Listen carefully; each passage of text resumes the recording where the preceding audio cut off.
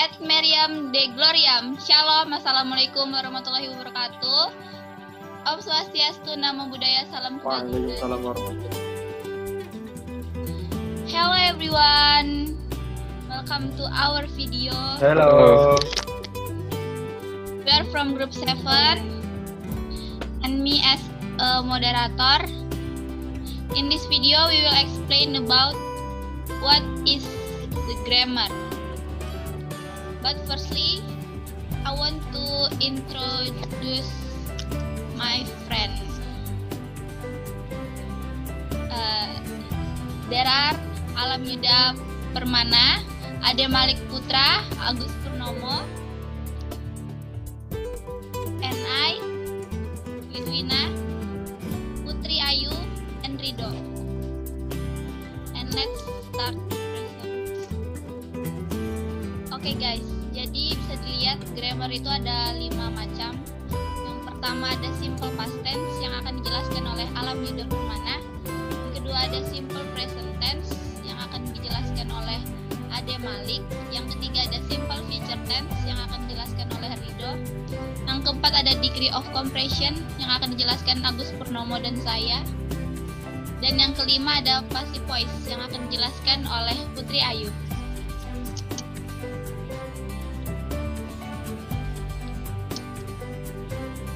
Oke, yang pertama simple past tense. Kepada Alam Yuda saya persilahkan.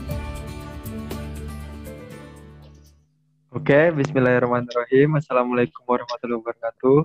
Waalaikumsalam. Waalaikumsalam warahmatullahi wabarakatuh. Oke. Simple past tense.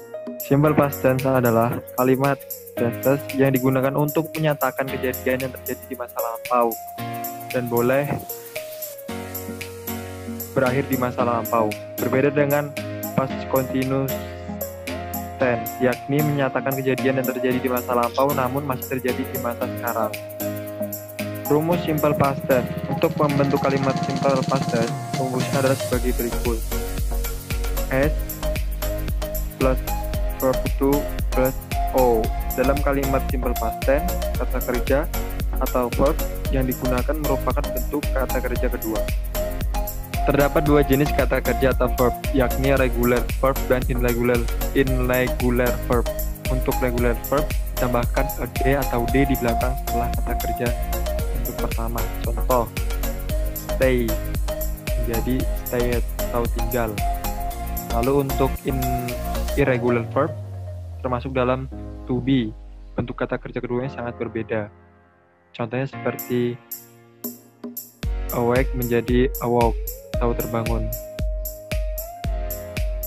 Namun, ada sebagian irregular verb yang memiliki bentuk kata kerja yang sama dengan bentuk kata kerja dasar. Contoh, put, dia tetap put atau artinya meletakkan. Selanjutnya ada split, dia tetap sama aja split atau artinya membagi. Dan contoh kalimat simple past tense, affirmative. Contoh kalimat positif. Abdul went to Bali for holiday last Sunday. Artinya, minggu kemarin Abdul pergi ke Bali untuk libur. Nah, ini contoh kalimat yang positif. Nah, untuk contoh kalimat negatif, rumusnya S ditambah did ditambah not ditambah verb one, atau S ditambah to be, was atau were, bisa pakai was atau were ditambah not. Contohnya, I did not sleep well last night. Aku tidak bisa tidur dengan nyenyak tadi malam. Contoh kalimat simple past tense negatif, rumusnya S ditambah did ditambah verb one, atau was atau were ditambah S. Contoh kalimat tanya, ini contoh kalimat tanya. Did you see my bag on the table? Artinya, apakah kamu melihat tasku di atas meja? Oke, terima kasih Alam atas penjelasannya. Materi kedua ada simple present tense yang akan dijelaskan oleh Ade Malik. Pada Ade Malik saya persilahkan. Ya, baik. Assalamualaikum warahmatullahi wabarakatuh. Waalaikumsalam. Saya akan menjelaskan simple present tense. Simple present tense atau present identified adalah salah satu bentuk kalimat yang menunjukkan pernyataan umum atau fakta dan kebiasaan rutin. Simple present tense biasa digunakan saat ingin menyampaikan tentang fakta, kebiasaan, atau apa yang terjadi saat itu juga. Rumus dan contoh simple present. Ada dua macam bentuk kalimat, yaitu kalimat verbal menggunakan kata kerja dan kalimat nominal bukan menggunakan kata kerja. Keduanya memiliki rumus berbeda. Rumus simple present tense kalimat verbal. Subject plus verb 1. Di verb 1 kata akhirnya ditambah s atau es plus komplement. Untuk penambahan s atau es itu hanya subjek she, it. Contoh kalimatnya, Emily goes to market every Sunday. Yang kedua, the children play volleyball every afternoon. Rumus simple present tense kalimat nominal. Subjek plus am atau are atau is plus komplement. Untuk subjek I, verbnya am. Untuk subjek you, we, they, verbnya are. Untuk subjek she, he, it, verbnya is. Contoh kalimatnya, she is my English teacher. Yang kedua, those children are not kind. Untuk lebih lanjut, rumus dan contoh di atas adalah simple present tense yang berbentuk positif. Selain itu, simple present tense bisa berbentuk negatif dan interrogatif. Rumus kalimat negatif dan interrogatif verbal dan nominal. Untuk negatif verbal, rumusnya subject plus do atau does plus not plus verb 1 plus complement. Untuk subjek are, you, we, they, auxiliary-nya don't, not atau don't. Sedangkan untuk subjek she, he, it, auxiliary-nya doesn't, not atau doesn't. Contoh kalimatnya, I don't study English every night. Yang kedua, she doesn't go to school. Untuk kalimat negatif nominal, rumusnya subject plus am plus are plus is plus not plus complement. Untuk subjek I, auxiliary-nya am not atau I am not. Untuk subjek you, we, they, auxiliary-nya are not atau aren't. Untuk subjek she, it, is not atau isn't. Contoh kalimatnya, those children are not kind, I'm not strong. Interrogatif verbal. Untuk pernyataan dengan jawaban ya atau tidak, cukup letakkan do atau does di awal kalimat. Rumusnya do atau does plus subject plus verb 1 plus complement. Untuk do, subjeknya are, you, we, they, sedangkan does, subjeknya she, he, it. Contoh kalimatnya, do you study for 2 hours every night? Untuk pertanyaan yang menggunakan kata what, who, where, when, why, how, tambahkan do atau does di belakangnya. Rumusnya 5W1A plus do atau does plus subject plus verb 1 plus complement. Sama seperti yang verbal, do dan does itu subjeknya, cuma bedanya ini cuma penambahan 5W1H di depan. Contoh kalimatnya, where does she go? Interrogatif nominal. Untuk pernyataan dengan jawaban ya atau tidak, cukup letakkan am atau is atau are di awal kalimat. Rumusnya am atau are atau is plus subject plus complement. Auxiliary am, subjeknya I, auxiliary are, subjeknya you, we, they, auxiliary is, subjeknya she, it. Contoh kalimatnya, is he strong?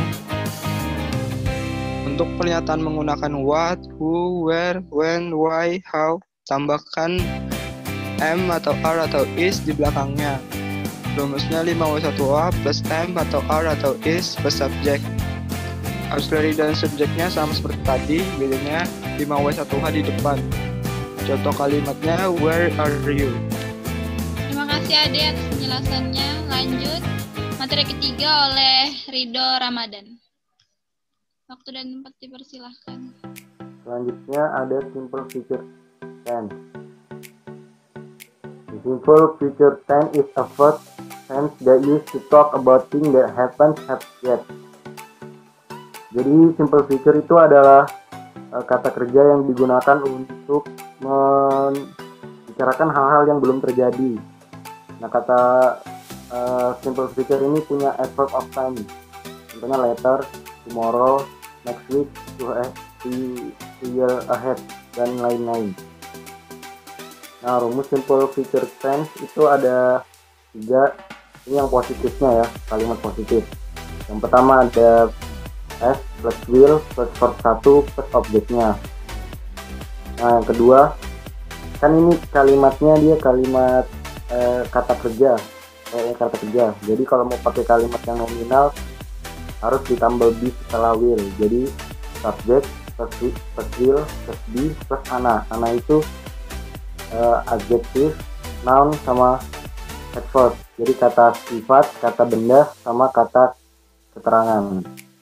Nah, bisa juga pakai going to. Nah, kegunaan going to di sini tuh bedanya sama will, dia ditambah to be sebelum subjeknya. Jadi subject plus to be baru going to per satu baru objek. Nah, perbedaannya will sama going to itu, kalau will itu sudah pasti terjadi, sedangkan kalau yang will itu belum tentu terjadi di masa depan, tapi sudah ada plannya gitu. Nah, contohnya, contoh kalimatnya, they will take school examination next month. Contoh kalau misalnya dia pakai yang will be sama pakai kalimat nominal, I will be angry. Itu kalau pakai kalimat yang adjektif atau kata sifat. Terus ada kalau pakai noun, dia I will be behaviour of engineering, misalnya gitu. Dan jika ada kata negatifnya sama kayak yang tadi, cuma setelah, kalau yang pakai will, setelah will ditambah will not, atau enggak pakai won't.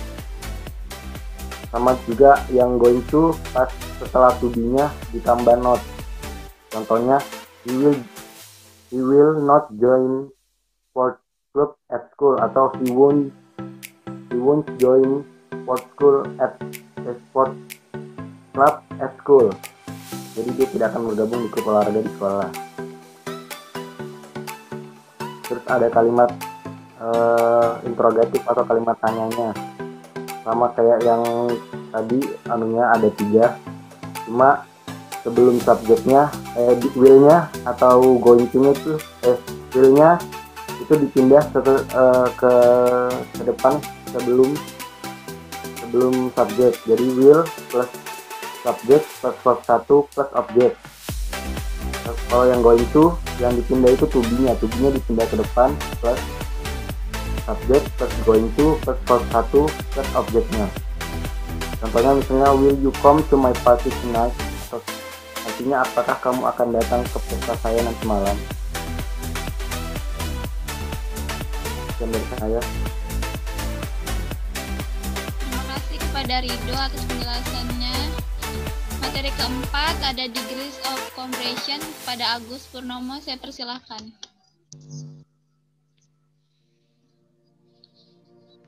Assalamualaikum warahmatullahi wabarakatuh. Waalaikumsalam warahmatullahi wabarakatuh. Okay, I will explain about the degrees of comparison. Degrees of comparison is an adjective or adverb that used to compare one thing or several people with another. Jadi, degrees dapat diartikan sebagai derajat, sedangkan comparison adalah perbandingan. Sehingga degrees of comparison dapat diartikan sebagai derajat atau tingkatan dalam membandingkan sesuatu. Nah, tingkatan tersebut dibagi menjadi 3: positive degree, comparative degree, dan superlative degree. Untuk tingkatan pertama, yaitu positive degree. Positive degree is used to compare two people or things with the same level. The plus S plus adjective plus S plus second thing. Jadi pada intinya, dalam positive degree, dua hal yang dibandingkan memiliki atau berada pada level yang sama. Contohnya, Argus is as clever as Layla, yang berarti bahwa Argus dan Layla sama pintarnya. Contoh lainnya yaitu Johnson is as strong as Franco. Tingkatan kedua yaitu comparative degree. Comparative degree is used to compare two things at different level. In the comparative degree, the form of the adjective or adverb change when used for comparison. Nah, jika di positive degree tadi dua hal yang dibandingkan sebanding, maka dalam comparative degree, dua hal yang dibandingkan memiliki perbedaan level, entah itu lebih tinggi ataupun lebih rendah. Kemudian kata sifat. yang digunakan pada comparative degree mengalami perubahan bentuk ketika digunakan untuk membandingkan. Nah, perubahannya ini dibagi menjadi dua. Yang pertama yaitu regular form dan yang kedua adalah irregular form. Nah, untuk jenis yang pertama yaitu regular form. Pada regular form, kata sifat yang mengalami perubahan bentuk mengikuti suatu pola tertentu. Nah, polanya dibagi menjadi dua, yaitu pola untuk one syllable atau kata sifat dengan satu suku kata. Contoh kata sifatnya yaitu fast dan old dan lain-lain. Polanya adalah dengan menambahkan er. Jadi faster, old jadi older, dan seterusnya. Rumusnya adalah hal pertama ditambah dengan kata sifat yang ditambahkan dengan er, kemudian ditambahkan that, dan ditambahkan dengan hal kedua. Contohnya, cat is faster than turtle. Dan my father is older than my mother. Kemudian pola yang kedua untuk regular form yaitu two or more syllable atau untuk kata sifat dengan dua atau lebih suku kata. Contoh kata sifatnya yaitu beautiful, intelligent, dan lain-lain. Polanya dengan menambahkan more di depan atau sebelum dari kata sifat tersebut. Rumusnya yaitu first thing plus more plus adjective plus then plus second thing. Contohnya, Alice is more beautiful than Angela dan Bruno is more diligent than Roger. Nah, untuk jenis kedua dari comparative degree yaitu irregular form, kata sifat yang digunakan pada irregular form mengalami perubahan bentuk namun tidak mempunyai pola tertentu. Rumusnya adalah first thing plus irregular comparative plus then plus second thing. Contohnya, Ronaldo is better than Messi and today I run farther than yesterday. Better yang berasal dari kata good dan further yang berasal dari kata far merupakan kata sifat yang tidak memiliki pola. Tidak seperti dengan regular form pada jenis sebelumnya. Sekian, terima kasih. Wassalamualaikum warahmatullahi wabarakatuh. Saya kembali ke moderator. Ya, jadi saya akan melanjutkan penjelasan dari Agus Purnomo. Jadi contoh bagian ketiga dari degrees of comparison itu ada superlative degree, di mana ini menyatakan bahwa sifat atau keterangan suatu benda adalah paling. Superlative degree juga dibagi menjadi dua. Yang pertama ada one syllable adjective atau satu suku kata. Yang kedua ada more than one syllable atau lebih dari satu kata. Jadi ini rumus dari superlative degree. Yang pertama ada one syllable. Rumusnya itu D plus adjective plus estimate. Example, Rina is clever student in class. Artinya Rina adalah murid terpintar di kelas. Rumus yang kedua ada more than one syllable. Rumusnya itu D most plus adjective. Contohnya itu his house is the most beautiful. Artinya rumahnya adalah yang paling cantik. Oke, jadi materi yang terakhir ada passive voice yang akan dijelaskan oleh Putri Ayu. Waktu dan tempat saya persilahkan. Baik, Assalamualaikum warahmatullahi wabarakatuh.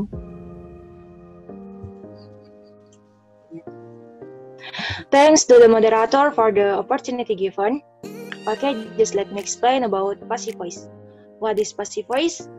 Passive voice is form of passive sentence whose subject acts as the one receiving treatment from the object. If in active voice, it is the subject who does the verb. In passive voice, it is the opposite. Example, I bought a rabbit when I visited grandma last week. Ini dalam bentuk aktif. Nah, dalam bentuk pasifnya, kalimatnya seperti ini. The rabbit was bought by me when I visited grandma last week. Thanks, Mbak.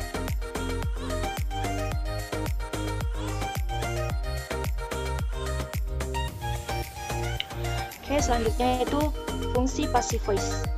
Yang pertama, fungsi passive voice itu untuk menjelaskan kalimat yang subjeknya benda mati.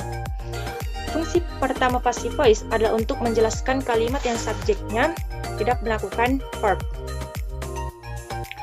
Atau singkatnya, jika subjeknya adalah benda mati. Yang dimaksud benda mati di sini bukan hanya benda fisik, tapi juga benda abstrak, seperti misalnya pemikiran, nilai, perasaan, dan semacamnya. Example, those buildings were ruined by weather anomaly. Ini dalam bentuk passive voice. Sedangkan dalam bentuk active voice-nya, the weather anomaly ruined those buildings.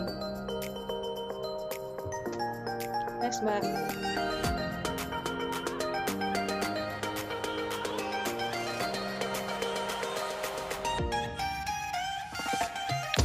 Oke, selanjutnya yang kedua itu untuk menjelaskan peristiwa yang pelakunya tidak diketahui.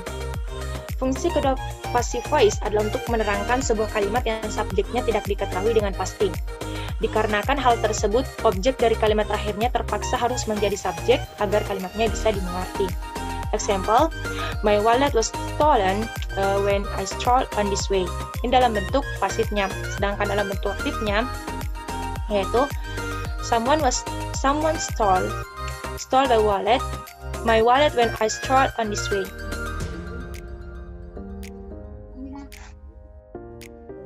Next, Mbak.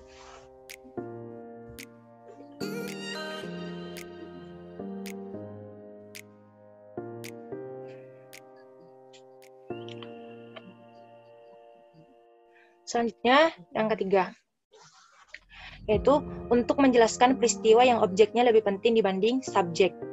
Bentuk kalimat semacam ini bisa ditemukan dalam presentasi ilmiah atau diskusi terfokus lainnya. Jadi misalnya nih, ada sebuah pertemuan yang tujuannya mengulas tentang robot dengan kecerdasan menyamai manusia. Maka fokus pertemuan tersebut adalah bahas tentang objek robot dengan kecerdasan menyamai manusia. Example, the experiment is conducted between June and September 2019 in Komodo Island, Indonesia. Ini dalam bentuk pasifnya. Nah, dalam bentuk aktifnya, kalimatnya seperti ini. We conducted the experiment between June and September 2019 in Komodo Island, Indonesia.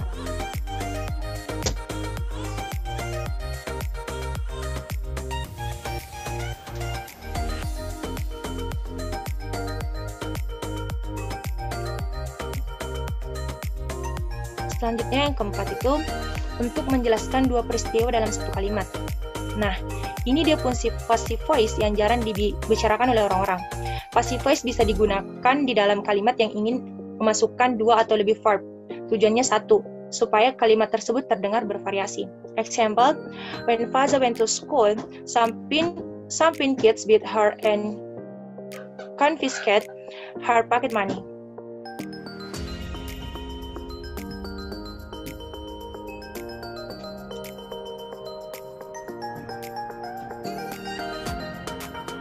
Selanjutnya itu rumus passive voice dan contohnya. Yang pertama yaitu simple tense. Dalam simple tense terbagi 4, yaitu pertama simple present. Formulanya subject plus to be plus verb 3. Example, he is beaten by all his past competitors. Yang kedua itu simple past. Formulanya subject plus was atau were plus verb 3. Example, she was already taken by another man. Ketiga yaitu simple future. Formulanya subject plus will plus be plus verb 3. Example, it will be made into a nice sweater. Yang keempat yaitu simple past future. Formulanya subject plus would atau should plus be plus verb 3. Example, I will be asked first in this interview. Next, Mbak.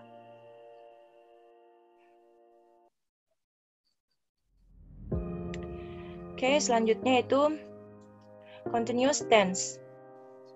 Ini juga terbagi 4. Yang pertama itu present continuous. Formulanya subject plus to be plus being plus verb 3. Example, the tasks are being done by Matt alone. Yang kedua itu past continuous. Formulanya subject plus was atau were plus being plus verb 3. Example, the trees were being cut every day. Yang ketiga itu future continuous. Formulanya subject plus will plus be plus being plus verb 3. Example, our son will be being educated at Harvard when you come home. Yang keempat yaitu past future continuous. Formulanya subject plus would atau should plus be plus being plus verb 3. Example, this country will be being colonized if there was no one fight to defy yet. Oke, selanjutnya itu perfect tense. Di sini udah terbagi 4. Yang pertama itu present perfect. Formulanya subject plus have atau has plus been plus verb 3. Example, the meetup has been delayed by her many times before this. Yang kedua itu past perfect. Formulanya subject plus had plus been plus verb 3. Example, our courage had been destroyed several times before we won. Yang ketiga itu future perfect. Formulanya subject plus will plus have plus been plus verb 3. Example, I will have been told if the rain comes in. Yang keempat yaitu past future perfect. Formulanya itu subject plus would atau should plus have plus be plus verb 3. Example, the truck will have been brought to other places if the construction.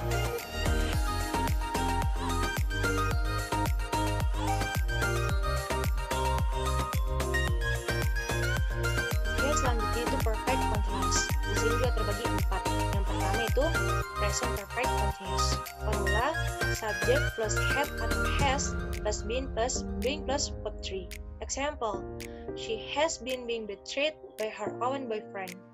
Yang kedua itu past perfect continuous. Formula subject plus had plus been plus being plus verb 3. Example, I had been being deceived so many times when I was with him. Yang ketiga itu future perfect continuous. Formula subject plus will plus have plus being plus verb 3. Example, I will have been being monitored if indeed there are people watch our home. We have CCTV. Yang keempat atau yang terakhir yaitu past future perfect continuous. Formula subject plus would atau should plus have plus being plus verb 3. Example, the fire should have been being pulled down if the firefighters came punctually.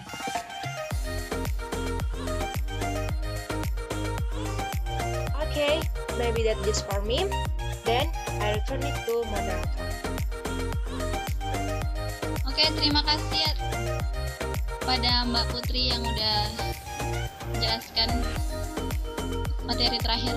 Mungkin sekian dari kelompok kami. Kurang lebihnya saya mohon maaf.